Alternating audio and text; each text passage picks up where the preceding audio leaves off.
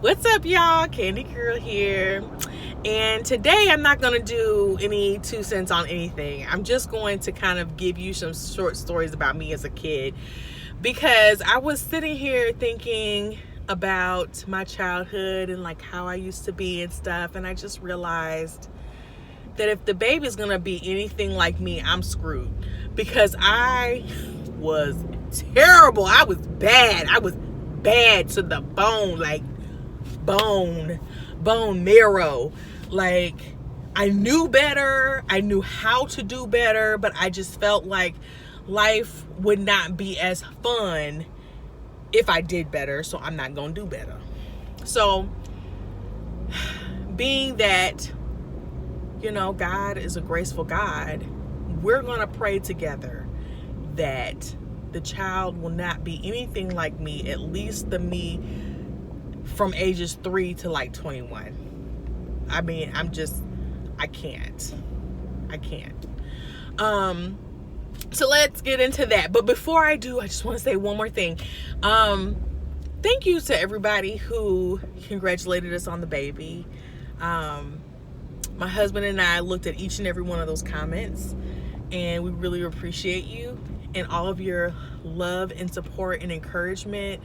This is a first time experience for the both of us, and so it's just really cool to share in this experience with you all, and it really means a lot that you all are so happy for us, and we really appreciate it. So let's go ahead and get into these stories, shall we? Okay, so I think I was about like 4 or 5 years old at this particular juncture, and I woke up on a Saturday morning and decided that I wanted jello for breakfast. So what do? I go to my mom and I was like, Mom, I want jello. And she was like, we don't have any jello. I said, can you make us some jello? And she was like, no. Go ask your sister. Which is like, you know, every parent's typical response, I feel like, because my sister was about 5 years older than me. So that would make her about 9 or 10. And, you know, she would do a lot of the child rearing at that point. So I go to my sister. Oh, I go and wake up my little brother first. My little brother is about a year and like 3 months younger than me. So he was like 4 or 5, maybe 3 or 4, something like that. I go wake him up. I was like, don't you want some jello for breakfast? He was like, yeah. And I was like, okay, let's go and get Joy. So we go and get my sister Joy, and Joy likes to sleep for a long time, so I didn't really have much faith in this process, but nonetheless, we went and got Joy. She said, yeah, go downstairs and go and wait for me. I was like, okay, cool, we can do that.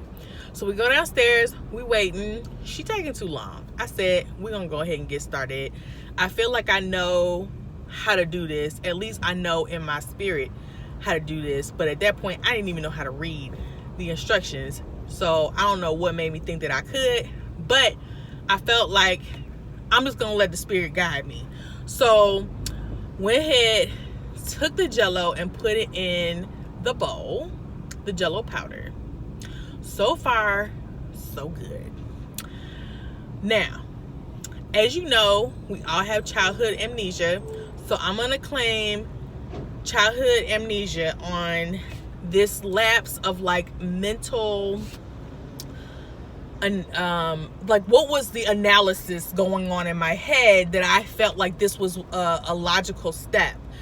But I said, okay, step 1, put the jello in the bowl. Step 2, put the jello on the floor. So I spread the jello all over the floor. So it was just all this red jello. And it kind of hit me, that ain't what you're supposed to do. So I said, let's get a broom and like sweep this up. Well, if you ask a 4-year-old to sweep something up, it ain't gonna go the way that, let's say, a 32-year-old will sweep the floor. So we just kind of ended up spreading it all over the kitchen floor. My sister finally wakes up and comes downstairs, and all I heard was, what in the, and then boom, she hits the floor. turn around and I see my sister, and she's blacked out on the floor, and there's blood everywhere. Come to find out that she kind of split her ear on the kitchen counter as she was falling to the floor, and she kind of blacked out. So I was like, okay, let's go and get mom and dad, because at this point, I don't know CPR. So I go and get mom, who is a doctor, by the way, so I feel like I had at least some good judgment in this whole situation. And I got mom, and we had to take her to the ER. She had to get her earlobe sewed back on, so it was like dangling off. And yeah, we didn't get no jello for breakfast that morning. So that's story number one. Other things that I have done that really don't have much of a story behind them is, one time, remember like when you had the Apple computers that first came out that you could have as like a home computer, and really all we had was that monitor, the keyboard, the motherboard, and then like the floppy drive. And it wasn't, we didn't have any special like software. We had a couple of floppy disks where like you could play little games. I think we had like Bible Dictionary. That was like the only thing we could play on there. And but other than that, it was just a blue screen with like a white square that would just like kind of blink, you know, and you could type in commands on the computer to make it do certain things. So pretty much the most we could do was play Bible Dictionary or type a bunch of stuff that makes no sense on this blue screen with the white blinking cursor. And that was it. Like, so we could just type, but really nothing was on there. I was about 4 to 6 years old at this point as well. And I just felt like the computer was boring. So what I decided to do was I took some of my crayons and I put it in, and I jammed it in the floppy drive, because I felt that if I were to jam the crayons into the floppy drive, that would turn the computer into color, and that we could see pretty colors on the screen, and it would be very beautiful and fun, because now I have made our computer color. It did not turn to color, so that did not turn out too well, and mama did not get us another computer until we were grown enough to know, don't mess with the computer. So what else? Oh, one time my oldest sister, I think that she did something that I didn't like. She was rude or mean or something like that, and I wasn't feeling her that day. So as a way to seek justice in the matter, because that's what I do, is seek justice for all of the underrepresented and the unfortunate and the truly vulnerable population, what I did was I took her violin, I opened it up, I opened up the case, took her violin out, and I put milk and cereal in there, in the violin. I put the violin back in the case, closed it up, put it back in her room. I think that this was probably like a Friday, and I remember that it was like, you know, in the weekend, because I remember that as the days were going by, I was kind of having second thoughts about it, like, dang, you know, maybe I should take the stuff out. Maybe I should pour it out. And it was like days and days and days went by, and I kept telling myself, like, I still got a couple days before she has to go to school. Maybe I should take the stuff out. But I just didn't. I was like, nope, it's too late. She asked for it. She gotta get the cereal. hookup. So I didn't sell her or anything. I didn't take the cereal out and the milk out. I just let her go to school with the cereal and the milk in there. So she gets the violin class at school, takes the violin out, puts it on her neck, and spoiled milk and cereal bits fell onto her neck. And when she got home, she was like, who did this? I never admitted to doing it. So what happened? I believe everybody got a whooping for it, because I'm not going to admit to doing this at all. Like, we're all just going to have to get a whooping. And that was another thing that I used to do a lot, is I would never admit to anything that I did that you did not catch me doing. I'm feeling like I'm innocent until I'm proven guilty. And if you don't have the investigative skills to prove that I actually did it, well, guess we all got to get a whooping, you know, because I'm not getting my whop by myself. So, and on top of that, you know, they probably had done something to me that I didn't appreciate at some point or another. So I'm like, shoot, you need a whooping anyway. Go ahead and get in line. Go ahead and get this whooping. I'll be the last person in line, hoping and praying to God that hope, like, by the time that they get to me in the whooping, that they'll be tired. My daddy ain't never get tired. He was like, shoot, I can have all of y'all get 5 whoopings apiece. I don't care. I'm not going to get tired. So that plan never really worked, but at least there were times where they got whoopings, and I felt that they needed them regardless if they did it or not, so that's fine. What else? Oh, one time, and I think that was like maybe like late elementary school, early middle school. My mom took my brother and I to British Columbia for a conference. So my mom would take us to like conferences with her every now and then. So she decided to take my brother and I with her, and we were on this like ferry ride, this like water ferry ride to a little island.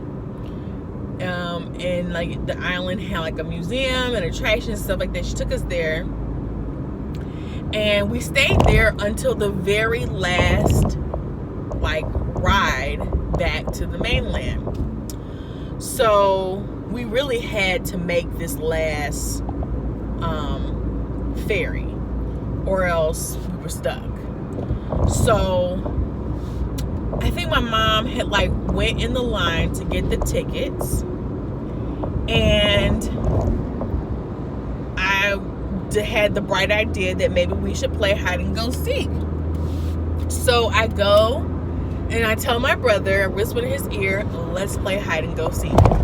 So I tell my mom, we have to use the bathroom. I'm gonna take Troy. Don't you worry. You can keep your spot in line. We'll be back. So lo and behold, we didn't come back. So my mom came looking for us. Meanwhile, we about to miss this last ferry ride. My mom went looking for us far and wide, could not find us, had people trying to help her, all this other stuff. Eventually, she found us hiding in like this, on the end of this long hallway. And as a matter of fact, right before she found us, we just like jumped out and tried to scare her. Child, she snatched me up so quick and gave me a whooping in front of all them Canadians. And one guy, he came up and he said, ma'am, you can't be beating them like that. She said, get out the way or I will be beating you too. And that man Shirley moved out the way and said, well, I tried. So we got our whooping. And I will tell you this, I have never tried my mother after that. I'm not messing with her. She put that Southern Fire on that belt. Because, you know, she's from Georgia. She put that Southern Fire on that belt so quick. I said, nope, she is good for a whooping. I am not trying to play with her no more. I can do daddy's whoopings because I expect him to be mean, but no, not mama. We're not doing this. Now my last, my last story is when we went to this motorcycle shop. So my brother, my younger brother, was obsessed with motorcycles when he was young. And so my dad used to take us to this motorcycle shop, every now and then, just to let Troy, like, look at the motorcycles and, just kind of admire them and stuff like that. He was very, very little, like 5 or so, or 5 or 6, I'm about 6 or 7 years old. So one day I decided that I was gonna get on a motorcycle. I got on the motorcycle. There was a key in the motorcycle ignition, and I think that now they don't do that. But I don't know. I'm not sure if the key was in there, but there was somehow I got on that motorcycle and I was able to push it in such a way that all of the motorcycles that were next to it all came crashing down, including me. So I had caused all of these motorcycles to fall on its side, one on top of each other. My dad swiftly and professionally got all 4 of us up out of that store and in the car in 2.4 seconds. There was another time where, like, I was in a store and I had gotten on this, like, row machine, like the workout row machines, and I stood on it like it was a skateboard and fell and cracked my head open. I still have the scar from cracking my head open from that, and I had, like, split my foot down the middle. Oh, I was horrible, you guys. I am just praying and hoping and praying to God that the child is nothing like me. But anyways, so now it's your turn. Try not to get on me too bad, okay? I'm sure some of y'all were bad too. So tell me, what were some of the horror stories from your childhood and how you gave your parents a run for their money and made them question whether they needed kids ever again? Share in the comments. Tell me a story or two about your childhood and some of the bad things that you did. Or maybe you were a perfect child, but your sibling was not. Tell me some stories about a sibling of yours that did something that they shouldn't have been doing. Show me that in the comments. I would love to read them. Until next time, you all, love and blessings.